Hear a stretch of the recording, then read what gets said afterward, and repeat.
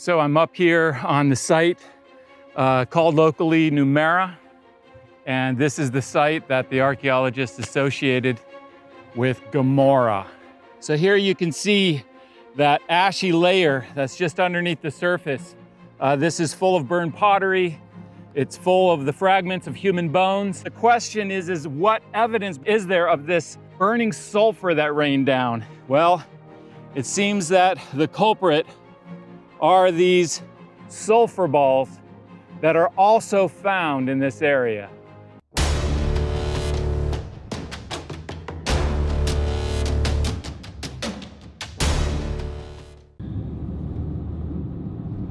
Well, I'm off on a camping trip.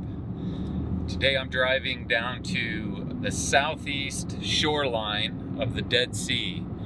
And this is the area that the Bible calls the cities of the plain. It's also the area that has the archaeological sites that date to the time period of what's known as the early Bronze Age. And this is the time when Abraham and his nephew Lot lived. This is the time when the Bible says that the Lord destroyed the cities of the plain.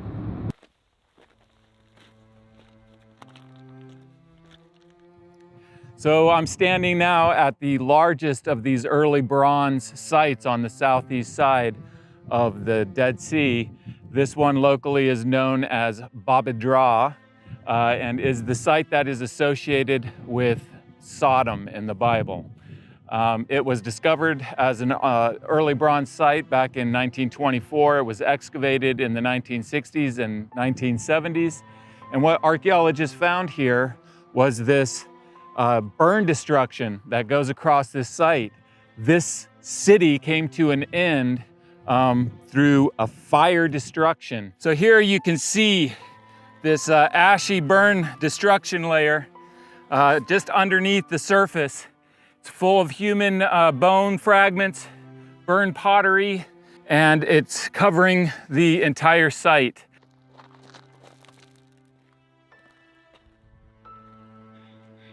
So off in the distance here, you can see Babedra, identified as Sodom. And then right here to the southwest is this massive cemetery that you can see with all these pits that mark its boundaries. And these are formed because of the locals for decades have been coming and digging into these graves looking for antiquities to sell in the antiquity market.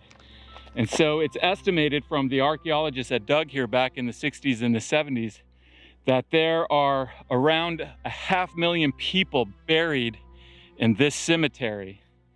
And it's just staggering. And what's really intriguing then is that they found a burn destruction across the cemetery that happened at the same time that the city was destroyed. So the city and the cemetery were destroyed in the same fire disaster.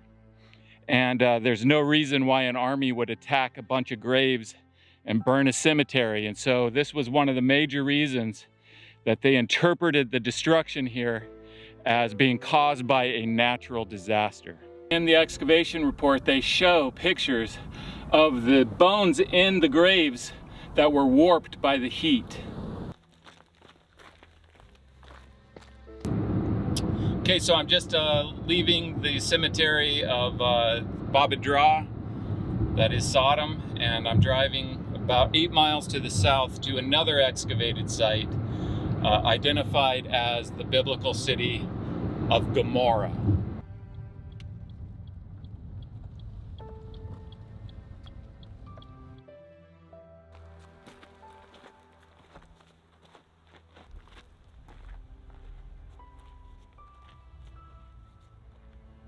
So I'm up here on the site called locally Gomorrah, and this tower behind me was excavated, and 2 skeletons were found underneath the collapse of the tower on this side and one on the other side.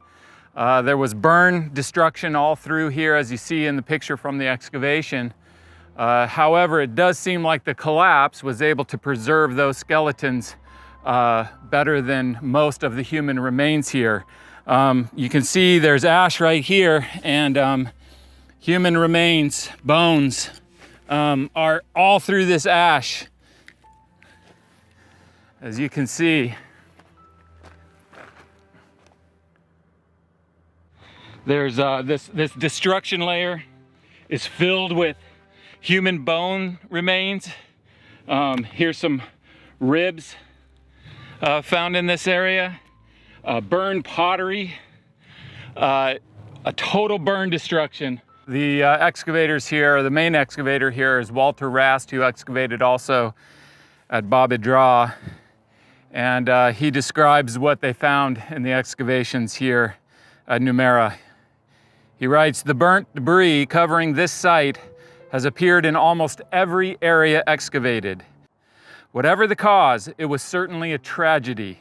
Obviously, the town suffered a severe fire and was forever abandoned." Now, despite Walter Rast being a secular archaeologist, his conclusion about what he found in the excavations at Bab-edh-Drah and here in Gomorrah were these. He says this, "In the author's opinion, the vicissitudes of these two early Bronze III cities of Bab-edh-Drah and Gomorrah may well be reflected in the stories of Sodom and Gomorrah in the Bible."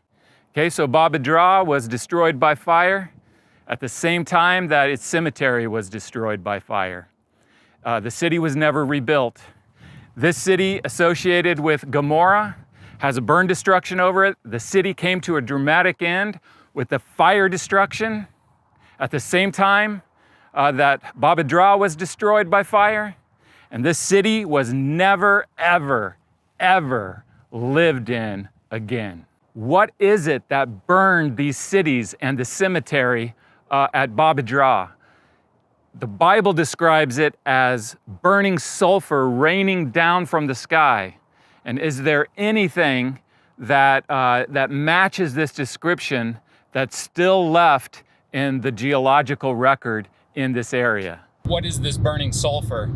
And there is an archaeology museum here that where the excavations that have taken place here over the years, the artifacts are on display. So I'm going to take you to that museum called the Museum at the Lowest Place on Earth and show you their display and what they make as a connection between the destructions and this burning sulfur described in the Bible. And so here at this archaeology museum, they have on display here these sulfur balls that are found in the area down near the Dead Sea. And so their interpretation is that these are the culprits, that this is what caused these cities in this area to be burned in the ancient past. Now, when I first saw this display, I got really excited and I went and scoured the archaeological sites searching for sulfur balls, and I couldn't find any anywhere. And so one day I was guiding a well-known geologist through this area, and I brought him here to this museum. I showed him this display, told him my dilemma, and he said, "Oh, well, these would not be preserved on land. They would only be preserved in water." And so he encouraged me to go look for them in the areas that were once under the Dead Sea. And so I went down near the shore of the Dead Sea and looked in these areas where the Dead Sea waters have receded. And this is when I started finding sulfur balls.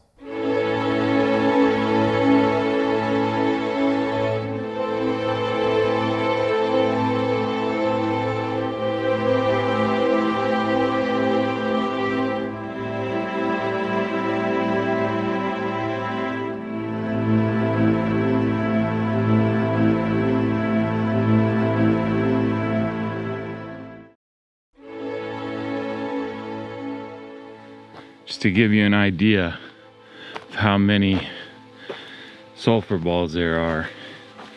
So this is a sulfur ball, sulfur balls. All these are sulfur balls.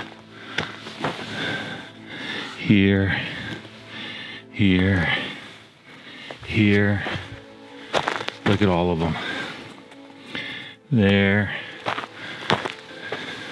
sulfur ball,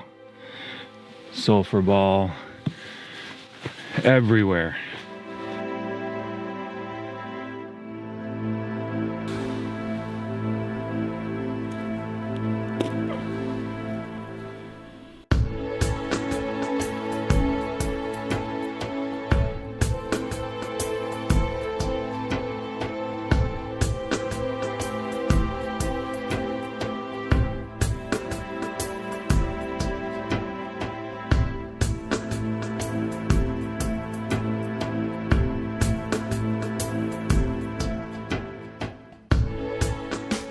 So where are these sulfur balls coming from? They're coming from this geological formation. You can see sulfur balls, what is called in situ, in place. They're placed right here in this particular layer. So if I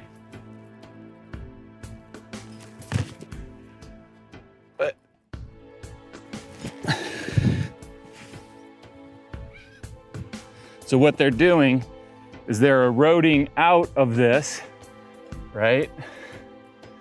And then washing down in the ravines. And so you have all of these preserved in this geological layer that goes and goes and goes. And so that's where they're coming from. So one thing that I should say is one of the main reasons that I'm doing so much research here is that I'm working on a book. I published and released another book called Where God Came Down. If you're interested in that, it's an archaeological book. You can, I'll put a link in the description below where you can order that. But I'm working on a sequel to that, the next book in that series. And so I'm the first book was all sites in Israel. This book that I'm currently working on takes in more sites from Israel, but also some from Jordan as well.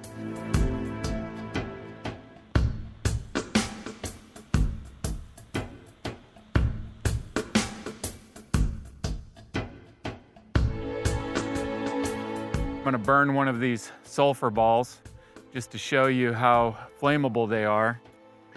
I gotta be careful because, man, when you get a whiff of these things, it's really nasty.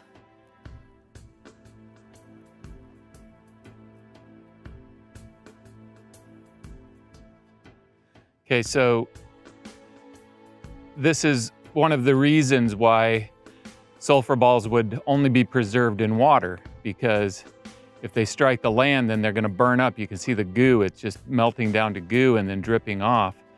So really, anywhere that they would have landed on land, they would have burned up like this, and they would have burned anything flammable around them. This is how the cities in the plain were burned.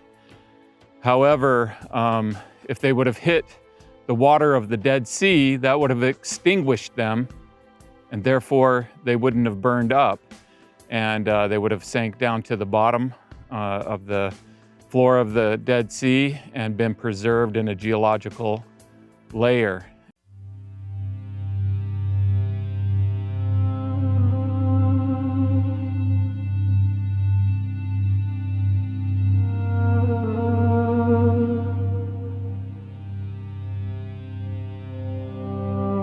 I've lived in the biblical world now for over 15 years. And I mean, things just always end up being more obvious than mysterious.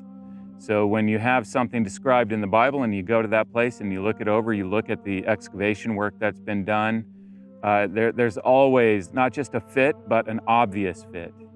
And so the more that I explore this land, the more that I excavate in it, and the more that I understand these different places and what the Bible describes in them, the more the biblical account just comes to life and is substantiated.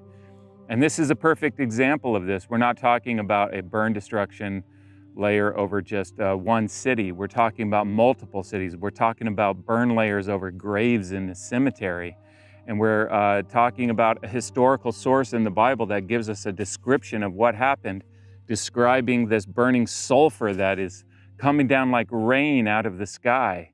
And then in this area, we have this geological phenomenon of these sulfur balls that are preserved in a geological layer and preserved because they were once under the Dead Sea. And so you bring it all together, the historical, the archaeological, the geological evidence, and we see very clearly how this all works exactly. It maybe still needs some more study, but we see very clearly the correlation between the history, the archaeology, and the geology. And so the biblical account is substantiated.